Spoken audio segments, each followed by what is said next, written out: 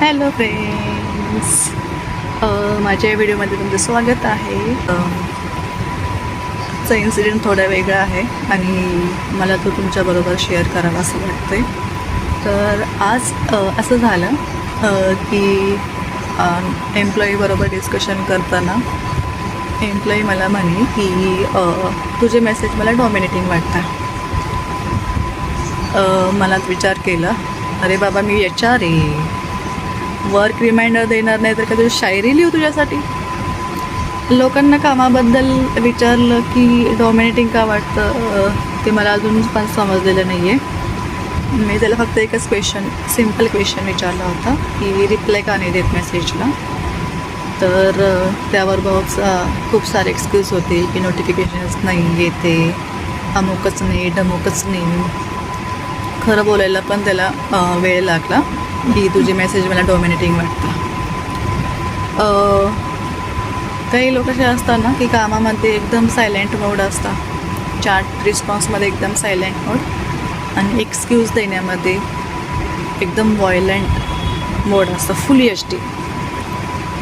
मी पण विचार केला आणि म्हटलं ओके, मी तुझ्यासाठी आता नो फॉलोअप पॉलिसी इम्प्लिमेंट करते. मी HR आहे ना, पॉलिसी तर इम्प्लिमेंट करायचं माझं कामच आहे. आणि आता रिझल्ट पाहू. मोरल ऑफ द स्टोरी हेच आहे की HRचे मेसेज डॉमिनेटिंग नसून रिमाइंडर विथ लव असतं. समजलं? रिमाइंडर विथ लव असतं आणि ते समजायला खूप लोकांना वेळ पण लागतो.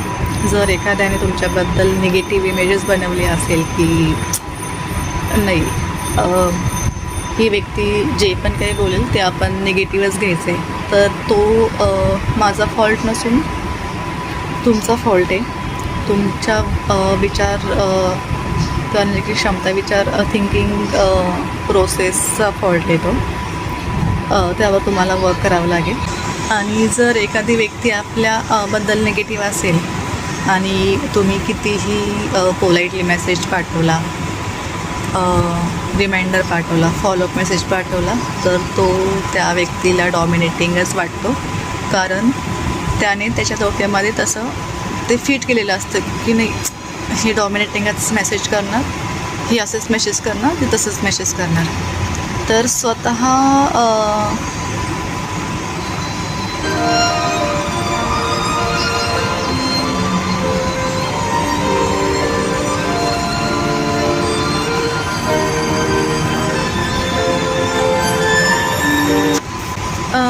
मला असं वाटतं की दुसऱ्यांना डॉमिनेटिंग म्हणण्यापेक्षा किंवा दुसऱ्यांना ब्लेम करण्यापेक्षा आपण कुठे चुकतो आहे, आपण काही चुकीचं केलेलं नाही आहे ना, हे आधी सर्व चेक करून घ्यावं, हे सर्व आधी पाहावं आणि मग दुसऱ्यांना डॉमिनेटिंग म्हणावं. या इन्सिडेंटमध्ये मला एक गोष्ट कळाली की माझ्यामध्ये एक नवीन स्किल डेव्हलप झालेलं आहे, ते म्हणजे डॉमिनेटिंग.